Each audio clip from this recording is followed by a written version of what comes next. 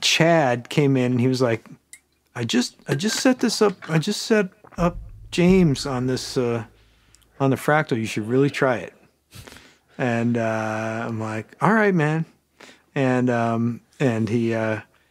he set up the sound, and we had a wedge under the stage, even though I'm on ears. We had a wedge just to create some stage volume, and we A/B'd it, and just the coloration of the Randall ISO box made it was just night and day. It was just like, it's just so much clearer come with the accent. So I was just like, yep, that's fine. Let's do it. And he's a genius at programming it, and we got it really close. And now I've gotten pretty good. I mean, I watch all of Leon's tutorials. But what I will say is that for that gig, like the high end roll off on the speaker cabinets is like 5.1. Okay, oh, right. Interesting. Because I've been going back and forth with that thing where it's like, how extreme do you go with the high end roll off? Do you just leave it open, or do you, obviously if you're playing in an arena, you know, it's a different level of loud, you know, it's obviously loud, but it's got to be, you know, kind of roughly equally loud for everybody on these huge systems. So there's a properly pro tip, like you can go hard with the high cut. Yeah, I mean, well, we have a really collaborative relationship with the crew, which is not always the case. And I know that some folks are very laissez-faire about it. Like, I know that there's at least one major tour where one of the guitar players, you know, every single preset is like super wet U2 level bouncy delays and stuff like that. And the front house are like taking a direct signal and running it through a sim. Yeah. Right, okay. And like, I don't know, I wouldn't be comfortable with, I feel like I wouldn't be, I'm not doing my job. Like, I'm just getting sounds from myself. Yeah. And these other guys are doing the work to get the sound right for the production. It just seems, that seems very silly. weird. So you guys are you're on the Axe 3s for TSO now? Yeah, we just moved into the Axe 3. So what anyway, I have a collaboration with the front house. And I guess the question, Leon, is like, you know, do you set it at like 8 and then carve out the bad stuff between 5 and 8? Or do you just take it down to 5? You know what I mean? Like, that's kind of the question. And we just opted with taking it down to around 5 because he's got all the scopes and stuff, and he's just like, it's just nasty between 5 and 6. And I was like, all right, I've taken it down to 5.1 before. I'll just do it again. And it works.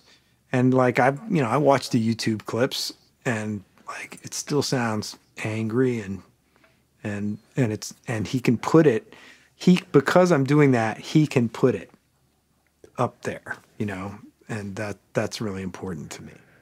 Yeah. And again, it's part of your job where you have, you know, thousands, tens of thousands of people, you know, in the holiday season who are coming to see your show. Like, it's like, that is so driven by context rather than like, oh, I want it to sound good on an Instagram clip. So, you know, I put it at like 7.29K and I also pulled this thing out. And then when you listen to that, it sounds good, which, hey, is its own context. But, you know, sometimes the broad strokes are more effective. Yeah. Yeah. And you know, it's a specific use case. Yeah. I'm not saying I'm right about it, or, you know, that it's wrong to do it another way, but that's what's working. And then I have a real, back to the problem with the PCM 70, I have a real problem with that if you jump channels on a block, you still get a dropout. Like, I can't believe that wasn't fixed as part of the, you know, the 3 or the 3 turbo or whatever. You need 2 amp blocks. Yeah, and then what I found was that the micro boost, like, I think we were using the Friedman model, and I found that the micro boost pedal sounded the most exactly the same as the amp gain. That's So cool. rather than putting in a, and then I know that there's those, I learned this from you, that, you can do these scene controllers to actually change the gain on it. But man, that stuff gets so hard to keep track of once you're programming. You're just buying his, Takumi was like, don't do that thing with the 2 fingers on the, no. Yep. Exactly. Like, we're gonna lose track of it. So it was more about putting a micro boost in there just to get me like that channel 3 sound. I mean, the nice thing is that like all the tools are there, whatever way you want to do it, which wasn't historically the case. It was like, oh no, there's this convoluted way of doing it, or there's one boost and it sounds okay. I guess it'll do at least. You don't have to go too far down the rabbit hole, I feel like, to get something that you're like, that's good. That'll work. Yeah. Let's work with it kind of thing. So that's so interesting. I mean, if obviously with this, it's a how many shows do you guys do on a tour in a season? I think it's like 60. Okay. So that's a proper amount of work, it's you just want reliable. I mean, we had the XFX 2, and Takumi has this like old laptop, because like the old software, you have to use the old software, and it won't run on a new laptop. And it's like it's got the old like the laptop is locked in time, with the backups on it, and and the units were freezing up because we'd gone too advanced in the operating system or firmware and stuff like that. You just need to, you need to kind of whatever you call it, backdate those and kind of keep them locked like time machines. So yeah, we got the 3s. I have one on my own, and then so that's the TSO rig. It's really just the XFX 3, and I think we're still using the Friedman models. We've jumped around with the cabs and the impedance curves, but it's that 5.1 roll off. There's a lot of it, and then I think it's like the clean amp is either a basement or a JTM 45, and the main guitars are the V's. This one, it's like a 2013. That is the black on white is stunning. And again, when people are watching it from the back of an arena, it's like it stands out, right? Yeah. When I went through the pickguard journey on this, I managed to break the ground wire off. Oh no! And then I was like, I showed up back for tour. I was like, Takumi, and so now it's actually coming. It's coming out. He's got it. It's like on old jazz basses where it just comes out because there's no channel.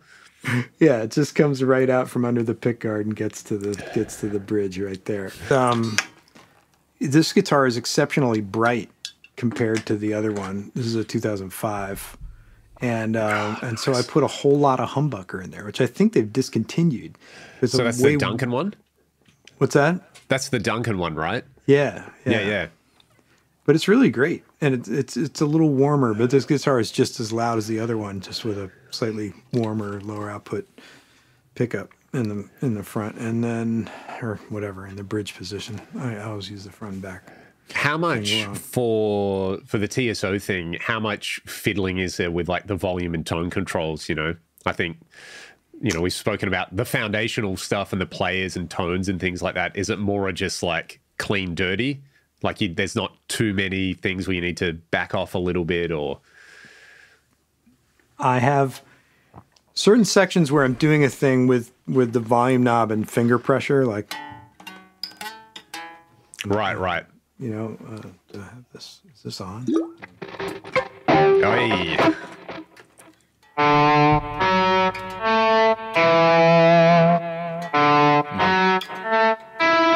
So that's my other big qualm with the fractals is the gate. Yeah. Like and we actually have 2 separate gate expander blocks rather than using the input gate. Yep. We're using these gate expander blocks because you can bypass them, right? Yeah, that are on direct access. And so, like, if I'm trying to hold a note,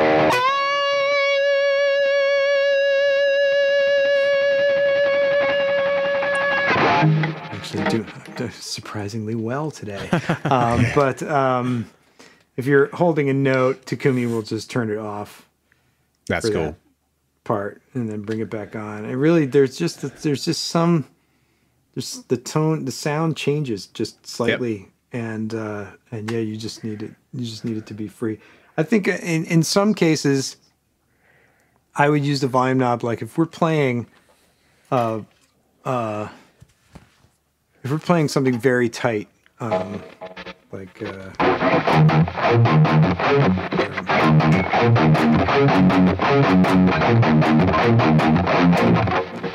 that kind of thing. Sometimes I will leave the volume just 9, Just below, like so it doesn't kind of totally take off. Yeah, and then that lets the gate close. That's kind of a good way to set a gate, really, for a lot of rock. Is that when you're on 10, it's basically gonna fly open. Yeah.